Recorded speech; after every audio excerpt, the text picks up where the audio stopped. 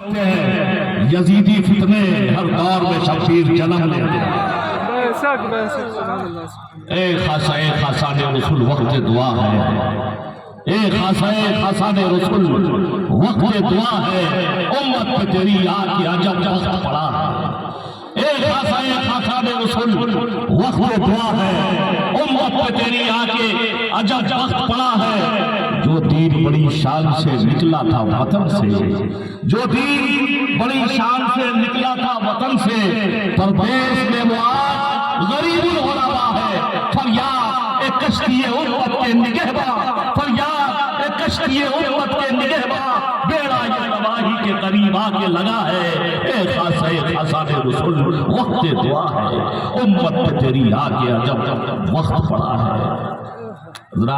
आज हम मरसिया पढ़ने के लिए नहीं आए हैं, नौहागिरी के लिए नहीं आए हैं, बल्कि आज बेदार करने के लिए आए हैं। लेकिन सोए हुए को बेदार करना बहुत आसान है, लेकिन जो मटिया चुके हैं जो लोग, उन्हें नामुमकिन है। लेकिन उम्मीद है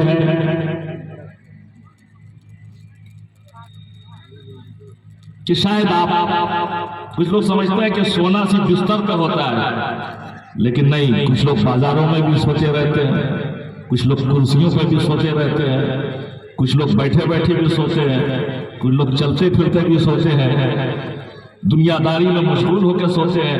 क़यामत सर पर है। अभी हजरत मौलाना मोइनुद्दीन साहब की गुफ्तगू आपको सुना, रात की हमारे खिलाफ अब सिर्फ साजिश नहीं हो रही। पहले हमारे दानिश्वर कहते थे, हमारे बुजुर्ग कहते थे कि तुम्हारी बर्बादियों के मशवरे हैं आसमानों में, लेकिन आज बर्बादियों के मशवरे आसमानों में नहीं हो रहे हैं, आज उस पर अमल हो रहा है। आज मॉडलिंग भी हमारी हो रही है, आज हमारी इज्जतों नामों पे हमला हो रहा है, और बहुत हद तक हम जिम्मेदार हैं। मैं एक हफ्ता पहले इदारे शरिया के ऑफिस में बैठा था, आरा से एक बुजुर्ग आए और नौगरवा के हाजी साहब थे, इदारे शरिया इस मोहल्ले में है।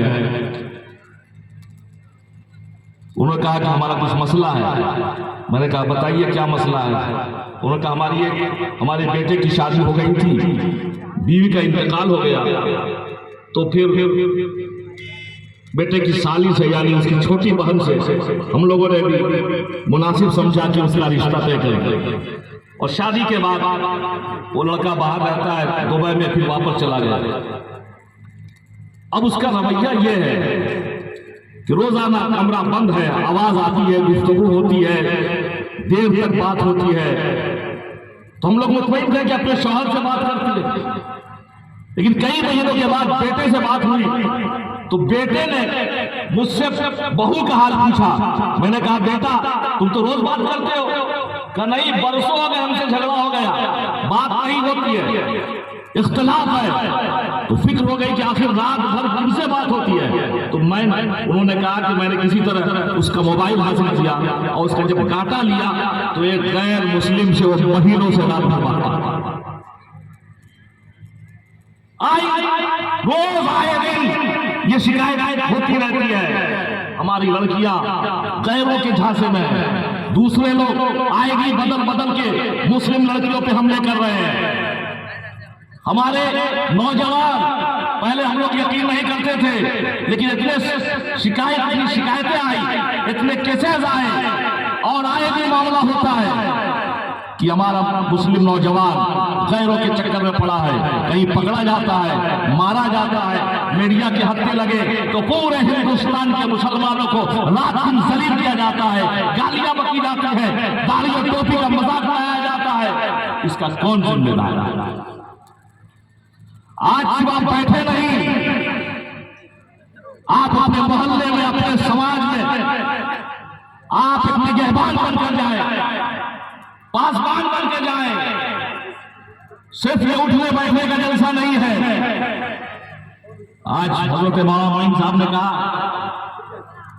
शादी ब्याह में इतने खर्च, हजरत अल्लामा मौलाना गुलाम रसूल पंजाबी साहब का एक ही नारा है कि तुम सीए पर और एनआरसी पर जो हंगामा हुआ, अरे तुम्हारी जमीन बचेगी तब तो कागज दिखाओगे कि सारी जमीन बेच डालोगे। तो शादियों में जो फजूल खर्ची है 100-150 की तादाद में बारात आ रही है। किसी भी आलिम से पूछिए क्या बारात निकालना इतनी बड़ी तादाद में बेटियों वालों पर बोझ बनना क्या ये शरीयत में है? मेरे नबी ने फरमाया निकाह को इतना आसान कर दो कि ज़ना दुश्वार हो जाए। निकाह इतना आसान कर दो कि ज़ना दुश्वार हो जाए। हमारे समाज में निकाह को इतना मुश्किल कर दिया है और ज़ना को आसान कर दिया। और ये फेसबुक और व्हाट्सएप और इंस्टाग्राम पर इन्होंने ये बहुत गहरी साजिश है। यकीनन ये सोशल मीडिया और ये इलेक्ट्रॉनिक मीडिया और ये सारी चीजें फायदे की भी है, लेकिन उसका सही इस्तेमाल होना चाहिए। जिस तरह पहले जमाने में जब रेडियो निकला था तो रेडियो का दिमाग का कांटा जहां घूमता था लोग रेडियो का कांटा वहीं घुमाते थे। कारी साहब मेरा सुन रहे हैं, नात सुन के शायद की नात सुन रहे हैं, तकरीर वाले तकरीर सुन रहे हैं, गाने वाले गाने सुन रहे हैं। इसी तरह आज का ये मोबाइल और ये सारी चीजें, तो आप अपने ज़हनों में इनकलाब बर्पा करें, अपने दिलों में इनकलाब बर्पा करें। क्या आपको मालूम नहीं करोड़ों लोग अभी मुतासिर हो गए तुर्की में और शाम में, हजारों हजार मकानात मुनहदिम हो गए। कब खुदा का कहर आ जाए? अगर तुर्की में ज़लज़ला है तो क्या आपका नहीं आ सकता? अभी चंद साल पहले आया था, रात दिन खौफ का माहौल था, रात दिन दहशत का माहौल था। मेरे आका हदीस पाक में आया है कि जब दुनिया में ज़ना की कसरत होती है तो ज़लज़ले आते हैं, जब ज़नाकारी बढ़ जाती है तो ज़लज़ले आते हैं। ज़ना सिर्फ जिस्म का नहीं होता, आंखों का भी होता है, ज़बान का भी होता है। आप मोबाइल पर रात दिन ज़बान का ज़िना कर रहे हैं, देख आप आंखों का ज़िना कर रहे हैं, रात दिन बुराई कर रहे हैं, और फिर भी उम्मीद लगाए हैं कि आपको इज्जत मिलेगी। कुरान में अल्लाह फरमाता है वअंतुमुल आला, तुम ही सरबलंद रहोगे, तुम ही कामयाब रहोगे इन कुंतुम मोमिनीन, अगर तुम पक्के सच्चे मोमिन हो। वाह दावाना अल्हम्दुलिल्लाहि रब्बिल आलमीन।